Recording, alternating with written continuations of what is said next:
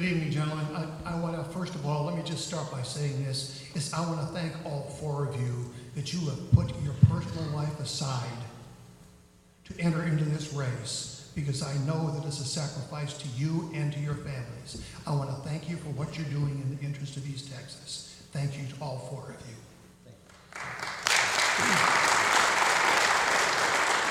Along with that, let me say, as a crusty old retired Air Force major, gentlemen, I want to thank you for your military service over in there, and just for what you've done for our country. Proceeding with that, General Brown, I want to start with you, okay? Because some people have come to me with concerns that the same people who are supporting you seem to be the same people who are supporting Tommy Merritt and Kevin Eltife. And those two individuals have among the worst conservative voting records of anyone in Austin. Could you please alleviate the fears on that and tell us how will your views and actions in Austin differ from those two individuals, or will it be the same? Well, first off, I'm not ever going to criticize anyone who's served our state in elected position, regardless of whether we say they're liberal or conservative, because they have served in the manner that they see fit.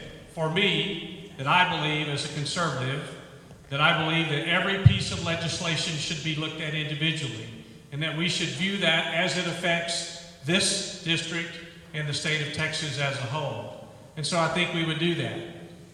I think that Kevin Eltife was one of the greatest senators that has served with great distinction, because he in fact did that in every piece of legislation that he looked at.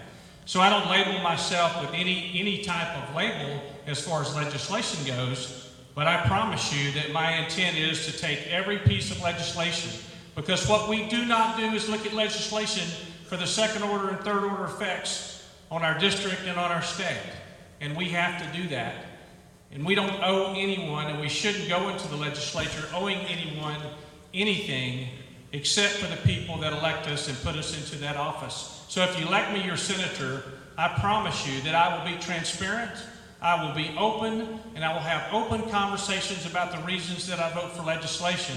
But it is important for our state and for this district that every single piece of legislation is looked at individually on how it affects us.